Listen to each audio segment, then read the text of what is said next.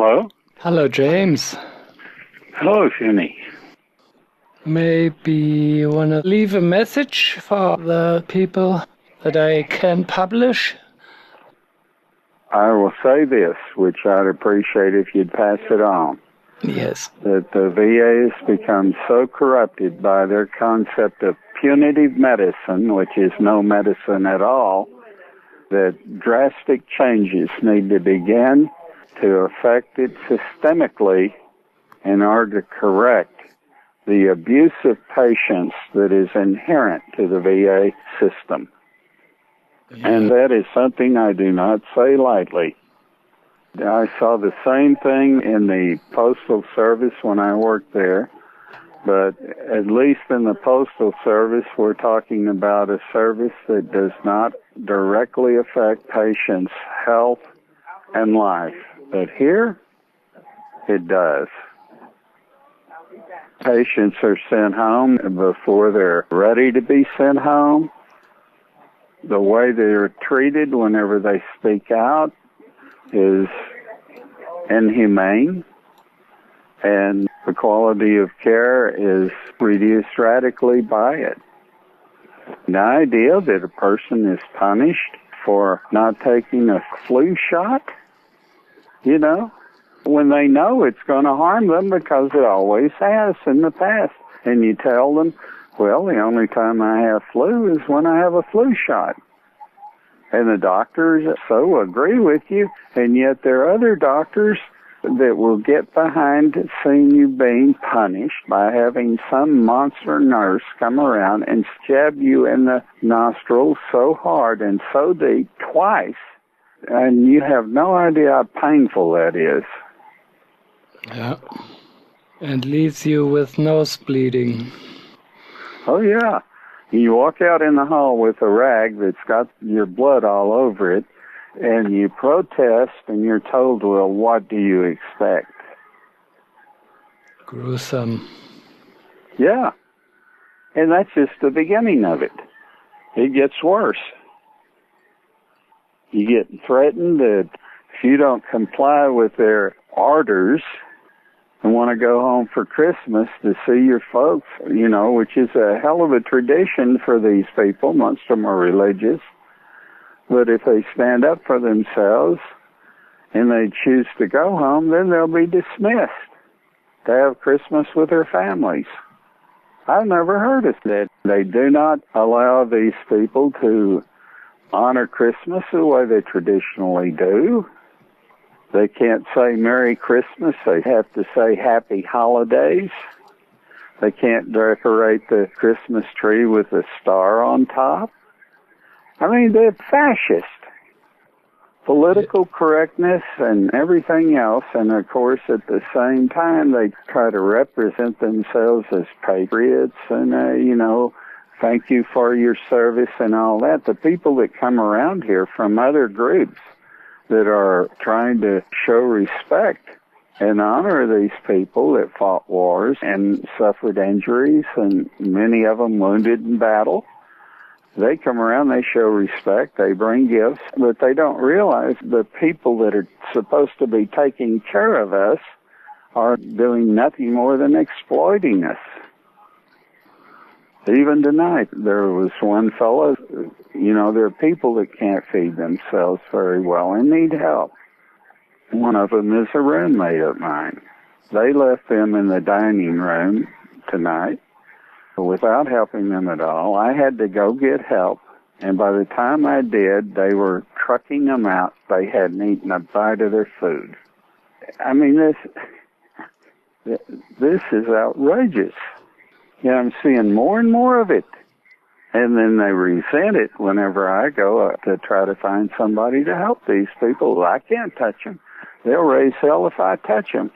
I've got a roommate, and he suffers at night because his feet get too warm, and I pull his socks off. And if they knew that I had even touched him, they would raise hell with me.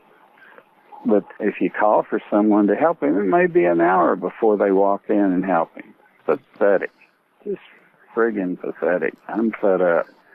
I mean, they spend all this money on these hospitals, the equipment and everything. It's spent just like in the military. And then the personnel that are operating them may or may not operate them correctly or treat the patients well or respectfully. It's a joke. It's a damn joke. Yeah. It is outrageous. This place, the VA, has been corrupt for so long. These people think that that's the way to do business. You know, they talk about the patient comes first and all this, and it's just one big lie. They don't allow you to have vitamins or your own remedy Really? in here. Yeah. Oh, hell yeah. You don't have that option. The only reason I'm here is because this damn wound won't heal. And these nurses do what they can, most of them, but some of them don't. Some of them don't even know how to wrap a wound. Nurses. I'm talking about registered nurses. Yeah, they don't know how to. All of the directions, the doctor's orders are on a computer, and they don't follow what's on the computer. Some of them try. Most of them don't follow what's on the computer. Unbelievable. And, of course, I'm neglected more than anything else. I use the urinal at night. They won't empty it. You're supposed to come in every so often, look over, see if we need anything, empty our urinals. They stopped emptying my urinals some time ago. I empty them myself. Turn on the lights in the middle of the night. Surgeons come in and talk, go on for an hour-long discourse on the surgery they're going to perform in the middle of the night, 2 or 3 o'clock in the morning. Wake me up, and I have trouble getting. I require some time to rest. Of course, they interfere with that when they don't have to, and it's worse. I mean, it didn't happen until my friend and I started having these problems. But if this wound was healed, I don't care about whether they think I need more surgery on this foot. And I was coming back in a wheelchair from the other building, and I was going down the hall, and a person that works here stopped me and was talking to me, and I got hit in the back by a damn food cart. I mean, these things are heavy, they're heated, they weigh several hundred pounds, and the person that was pushing them didn't see me and hit me.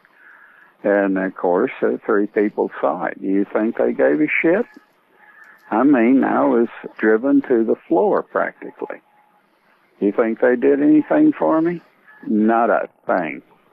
I work here. No. I'm speechless. No, and I'm sure I'm not the only person treated this way. Once they get cross with you, this is what you have to expect. It doesn't do it a damn bit of good to complain. It just gets worse. But I mean, even if this wasn't happening, the stress that they put you under, where they can financially ruin you by lying or hiding the truth, like they've done with me, I mean, that's enough to make you unable to heal. That's what my problem is. 10 days ago, my wound stopped healing. They don't know what to do, but the guy that's in charge of dressing my wound and the only one that can try and figure out what's going on is gone for 10 days. And I'm left with people that won't read the directions on how to take care of this one. Oh, boy. If this is medicine, I don't want any of it. But I'm not leaving here until that wound is healed. And I told them that. That's exactly what they want. You drop between the cracks and then gets infected, and you're even worse off. Do you know why I don't have Medicare? Because I'm only eligible for a type of Medicare C that doesn't do anything, won't pay anything, because I get too much from the VA. Can you imagine that? I get too much from the VA. I damn sure don't get in the way of effective and humane medical treatment. This poor guy here that's right next to me didn't need anything tonight. I came back and he's got a few things there, and I found some Fritos to give him to eat because they ignored him in the dining room, and he's used to somebody helping him eat. And now he's complaining. Yeah, you can hear him. Yeah. And this guy is 90 years old, and he's a veteran from World War II, and that's how they treat him. His daughter comes in 3 times a week, and I'm going to tell her about this when I see her. Yeah. She'll do something about it. But I mean, I'm going to really do what I can to right this situation when I get out of here, because no matter what happens to me, I'm going to fight for these other guys, because this is not pardonable. It's not right, and, somebody really needs to pick up the gauntlet and do something about it, because the money is not being spent for the benefit of the veterans, like it's being spent for the exploitation of the staff. They got officials that make 6-figure salaries, and they're doing nothing for these veterans. If there weren't trained people here doing what they can do to carry the load, this would go down the toilet tomorrow. Yeah. The way this place is run and the people that are in charge is just unpardonable. And those carrying the load don't complain either. No, they'll lose their job. There's some good people here working here, and they know what I'm saying. They sympathize with me. They tell me things that you wouldn't believe.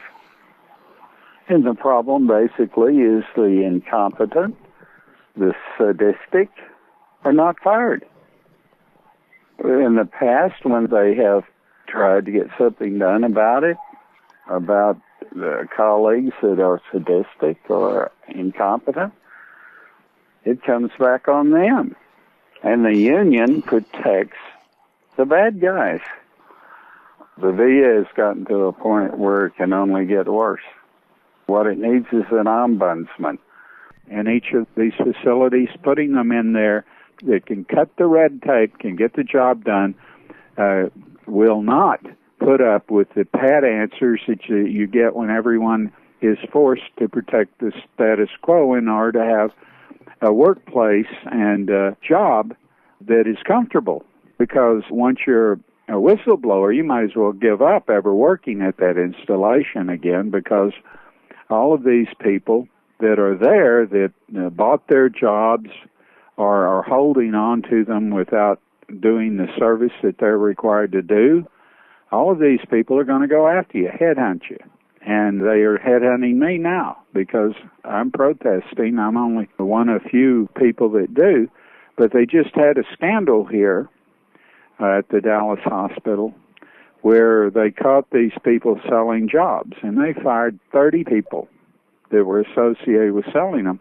But they're not going after the people that bought the jobs to check their credentials, to make sure that they're qualified, and to make sure that they're not in some other kind of trouble where they were fired or checking backgrounds. So this kind of thing goes on too long, and it's gotten to a point where they're just stagnant here, and they can't get anything done. These advocates that representative as patient advocates are not patient advocates. They're too embroiled in protecting the status quo themselves. There's only one organization that seems interested in really pursuing my complaints and my grievances, and that's the Texas Veterans Commission. And I've yet to see how that's going to come out, to see if that gets anywhere. But I've written letters, what they call speak to the director, where you write a note or something, and I've talked about things that should be addressed, that they should at least talk to me about, and they haven't. So either somebody is intercepting these speak to the editor written reports, or, it goes all the way to the director of the hospital here not doing his job. So I've yet to determine that, but I'm going to, as soon as I leave here, I'm going to go downstairs and get the records that I asked for that will go from the time I was admitted here until I was dismissed last year.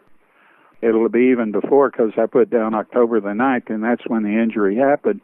So I may find out something or get a clue about when admissions first heard of my being in peril and being over at JPS and get something done about it. So what it needs is an ombudsman, someone that is totally independent of its own power structure, who can cut red tape and cause investigations and has the power to get rid of these people that are in different levels who are the problem. Not be protected by the union protecting people that should be fired, just like it did in the Postal Service. They found them stealing, they found them doing all sorts of things that were against postal regulation. I was in the Postal Service during the time it was taken over, it was privatized, and the sanctity of the mail was destroyed. I saw it. And now the union doesn't do anything for the workers. It protects the culpable. It protects those that are ruination to the system. We'll see you don't lose your job no matter what you do. They definitely don't do anything to improve salaries or working conditions. A lot of these people have 12-hour shifts. Oh. I mean, they're overworked, they're understaffed. You can see it. And it's just the right place for sadists and for incompetence to survive. If it was privatized, at least that might not be so bad, but then you'd have the other problems at the bottom line. The priority would be profit. You don't want the system managed by a corporation, a soulless corporation that would resort to dire means before it let the truth out, more so than those that are causing the problem now. That they would have more license to operate even more stringently and punitively. But at least it's not that bad here. At least I don't know that it's that bad. I don't know. I mean, I know that my uncle was beat to death in the VA hospital in Waco by one of the employees. But that happened back about 30 years ago. I had hoped that, as the years go by, that the VA would steadily get better with the increase in money, and they have spent a lot of money on equipment. This hospital has every modern device imaginable that falls within the parameter of the AMA and FDA. But still, I mean, if the quality in the way that they use it is not held at a high standard, what difference does any of it make? Now, I've had good care on one level. There are people here that I would say excel. But then, the system sucks. And these advocates are laughable. They'll tell you, well, yeah, that's wrong, and do nothing about it. Nothing is done to correct it. Nothing from having reprisal enacted on you, like it has been me and my buddy. Oh. Doctors here that I was talking with a lady whose job here is to check the credentials of these doctors. And I asked her, I said, do you get any duds? And she said, oh, yeah. I mean, I came over here, it was about 12 years ago. I was in court, remember, and I stood up in the middle of fix being put on this case. I was a principal then when I wasn't allowed to plead, and I stood up and said I didn't feel competent to represent myself, which, in a way was true. And so I had to come over here and get a diagnosis. And the first doctor that I went to see didn't speak a word of English. And luckily, I knew a little German enough to get across to her. I wanted someone I could speak with. And so I was sent to this lady that was in her third trimester, uncomfortable, with her feet propped up on her desk, who I told her just simply the situation. I didn't indicate any kind of problem whatsoever, and she just wrote out that I was bipolar. And so I took that diagnosis back to the court, and of course had shut down that BS that was going on and got an attorney ad litem. Of course, then the judge, who had heard all the pleadings, came back from vacation, and her verdict was that nobody would take away anything, and that other judge was going to go after everything I owned. I mean, it was corruption.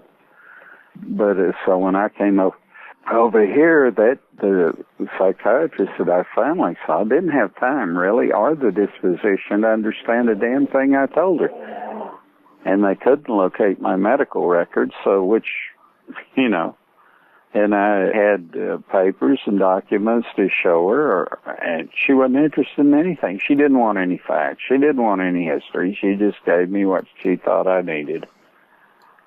That's not medicine. But I got what I needed, but I'm not bipolar, and far from it. But I've seen the VA go down the tubes, and it's down the tubes now. And I don't want to do anything to hurt the good people. I don't. But it's got to a point now where I feel compelled to do something. And when I get started, me, I'll stick my nose to the grindstone to get something done. And I've changed things before. I think I can do it now. I'll find a way. These people, these petty little nasties have created an enemy.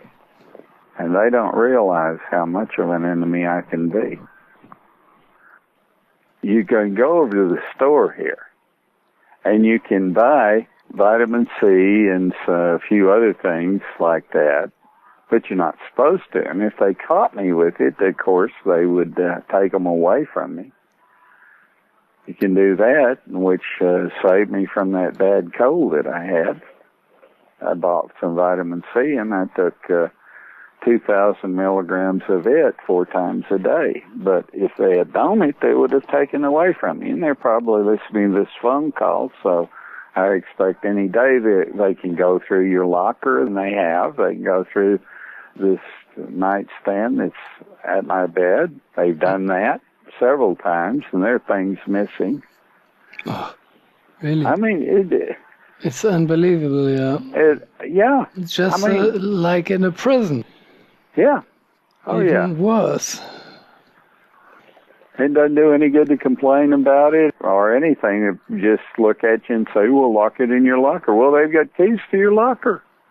And they wanted to give me a locker when I first came in here that didn't have a lock in it. And so when I came in here, there were only 2 people in the room, so I took the first locker, the locker that had a lock in it. Well, it got on me about that. And I said, well, I've been here several weeks, and that locker that's supposed to be designated as mine doesn't have a workable lock. The lock's broken. Oh, we'll fix that tomorrow. And I made an issue of it, and it got fixed. People come around here and give us things, from different organizations, and even, of all things, Bank of America, that, screwed me out of thousands.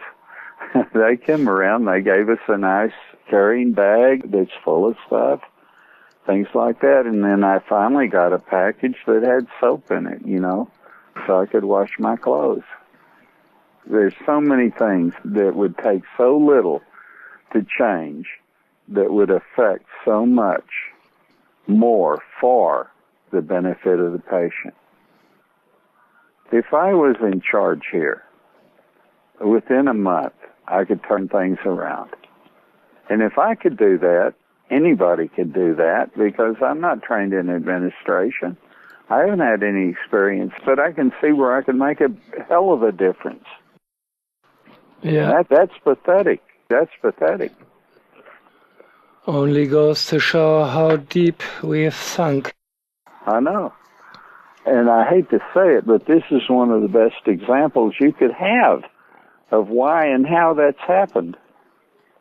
Because let me tell you one thing. You would think the care of people, the medical care of people, there would be no room for politics. But that's all you have here, actually. When it comes to the administration of this place, the way that it's run, the way people are fed, even the way people are given pills. There's so much in the way of politics going on here. It's pathetic. And I didn't exaggerate a damn thing. Can you hear is the phone? Yeah, it's crackling. Yeah, well, they're probably listening. Well, they try to get everybody off the phone by 9 o'clock. And I'm sorry I've taken up all our time with this sad story, but it did me good to speak my mind fully and completely to someone that has the ability to understand it fully and wholly and has faith in my being truthful and realistic. Yes, James. No matter whether they're listening or not, I don't care anymore. I really am They should. They should listen. I'm that fed up with and this. And they should carefully listen. And if you go, they have a cafeteria over in the other building where they charge money. But everything is two prices. It's like they feed you such rotten food here that if you do go to find an alternative, the alternative's there at 2 or 3 prices. You know what an omelet costs over there? No. An omelet costs $6 and something, just for an omelet. And it's not cooked right. They lay the egg out, and it's so thin that it's not like an omelet should be. It's like, what's the French egg thing that is so thin? Forget what you call it, but it's not like an omelet at all. And then they put mushrooms and whatever in it. So it is good. It's so much better than what we get to eat here. But then $6 and something, I can get the same omelet better, much better, at any of the restaurants here, the breakfast restaurants here, for $3. And it's $6 here, over in their cafeteria in their main building. Everything is higher in the way of food. A piece of chicken is, a leg is $2. Fried chicken leg is $2. Can you beat that? But you get so hungry for something decent that you'll pay that. A couple of days ago, they didn't even have a breakfast tray for me, and I sat there an hour and a half waiting for my breakfast tray, and I knew that when I did get it, it'd be cold. So my friend and he had the same problem I had, so we decided we'd go get an omelet. Well, I got an omelet with $6.50 just for the omelet. He got a sausage or something with it. His came to $8 and something. You could have a steak for that anywhere else. Man, it's just that they do not quit here. They do not quit. Sure. It's just graft, graft, graft, graft, graft. Well, I said I would quit talking about it. I'm going to quit talking about it. I have done that. I guess the static kind of threw me back into it again.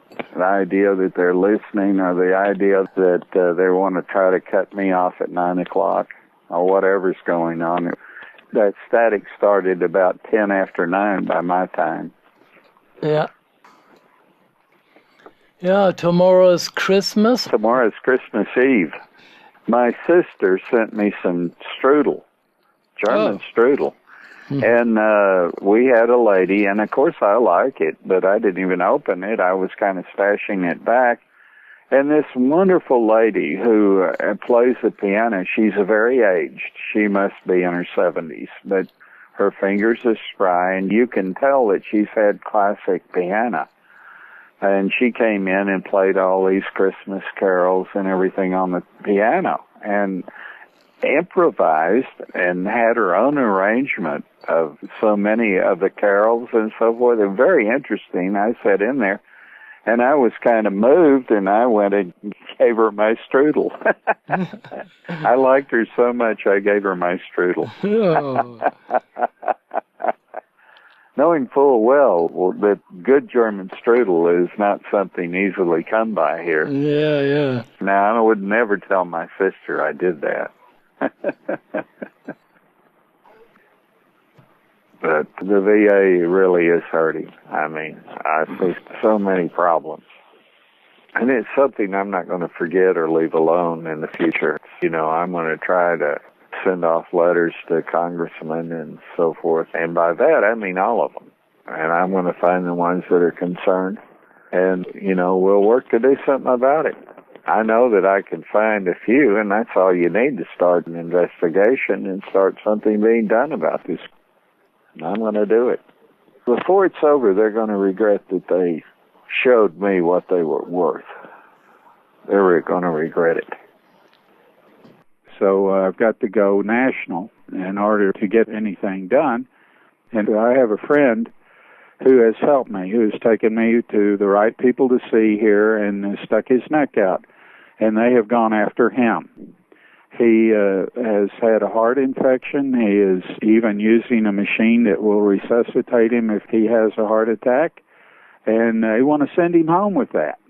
And there we got in trouble with this Doc Ratchet, which is his doctor, who decided that she would take revenge on him for not being able to get to me. And they are sending my friend home when he's not ready because he had a showdown with this Dr. Ratchet, and the director of doctors here in the CLC said he was going to back her no matter what and all that, because it's the way things are here. They don't do a goddamn thing to acquit whatever is going on and happening to the patient. All they do is try to placate them and leave them in the same situation for whatever's bothering them, for whatever abuse is occurring to reoccur. Because once these people figure out they can get away with this, it emboldens them, just like children. And so she's an addictive. She's looking for an excuse to get rid of me. But, of course, I got a good doctor, and I've got other people on my side. And she's not my doctor, you see. That's the big thing, how it's going over there. But in the confrontation he had with her and a nurse and with this head of doctors here, an MD who's head of this entire installation here, the CLC, she was giving him a bunch of crap, and he was telling her what he thought of her. And in all of it, he says, I want another doctor. And she said, you can't have one. And then said, I'm going to dismiss you. I'm going to send you home. And, of course, it obviously was reprisal.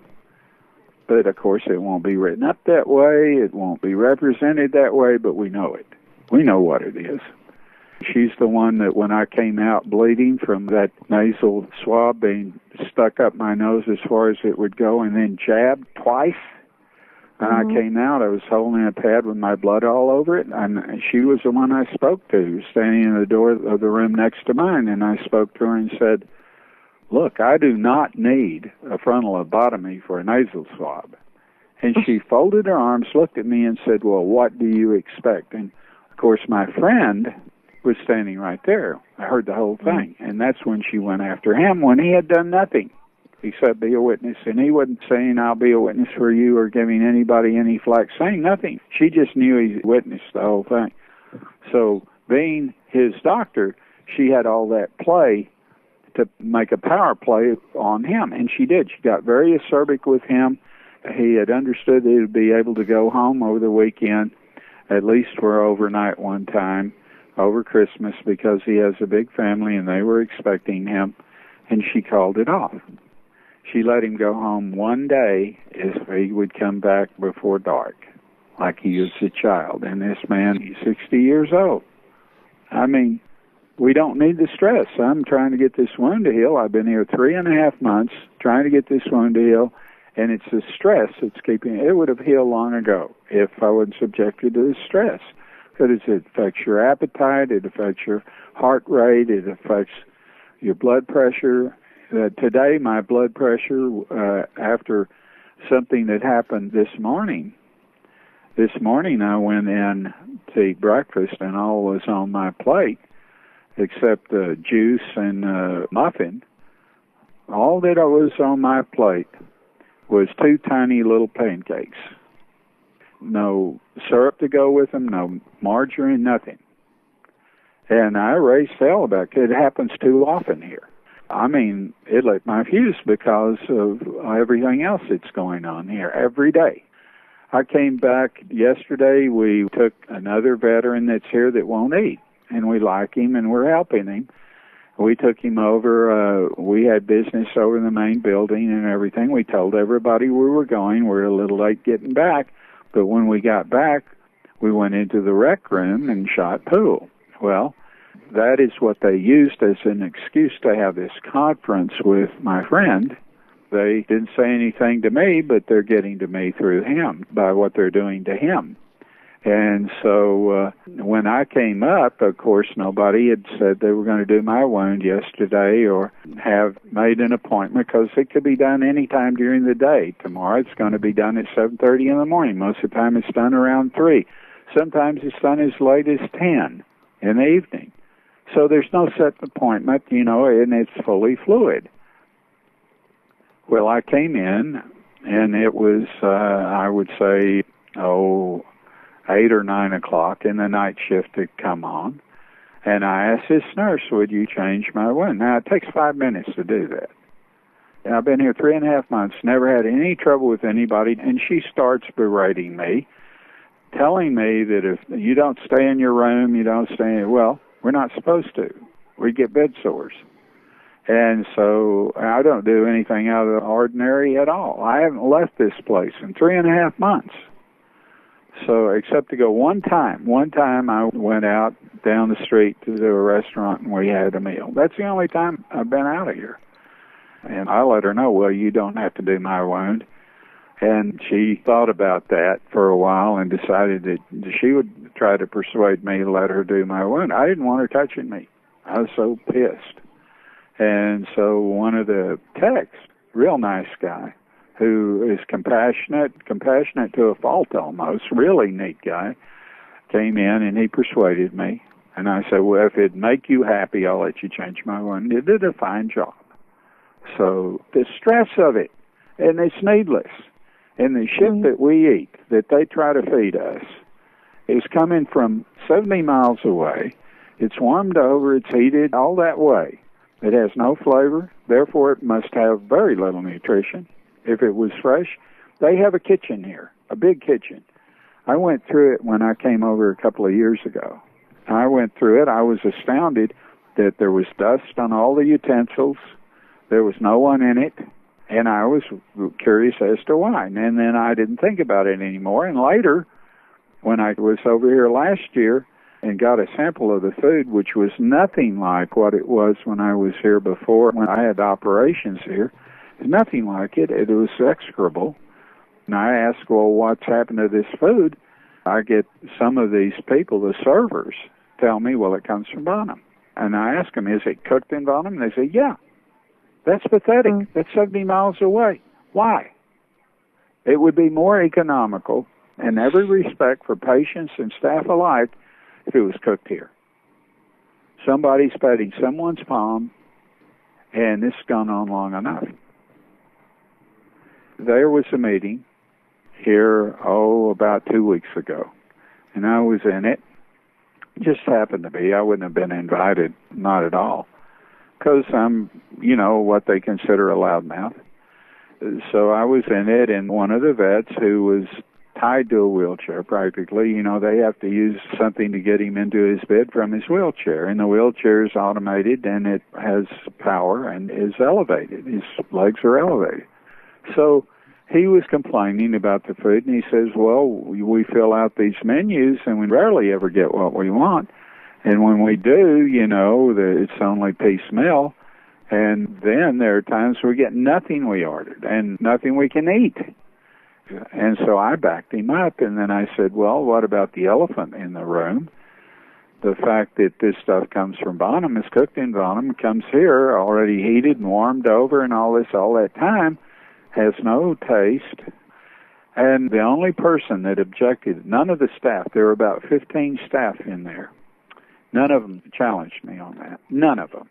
Just another one of the patients that is in the position of being our representative. Does that remind you of unions? Union stewards, corrupt? Well, this guy was just too old to know any better, and they'd worked on him. But everybody knows that all the patients and the people that actually handle the food, bring it to us, are very apologetic about it and everything. Hear our complaints all the time. They'll tell us it comes from Bonham. And obviously something's wrong with it.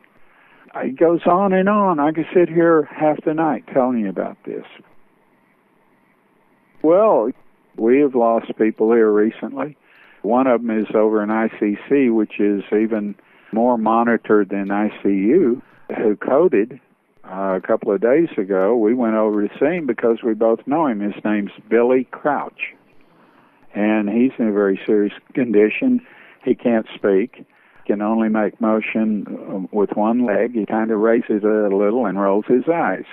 The fact is, he was a patient of this Dr. Ratchet, and before he was moved over to the main hospital, he was worried and troubled a great deal, under stress, by the threat that he was going to be sent home without anybody being there to help take care of him. And he was ambulatory. He was like a person confined to his wheelchair. He couldn't walk. He couldn't take care of himself. And he was terrified that that creature was going to send him home without home care. I think that stress is what caused a heart attack or a stroke and put him over there. We don't know, because they keep that kind of thing hush-hush, but we know that much. I don't have to exaggerate the truth when it is as volatile and impacting as it really is. The fact that these vets, no matter how they're treated, have no recourse unless they go find a lawyer.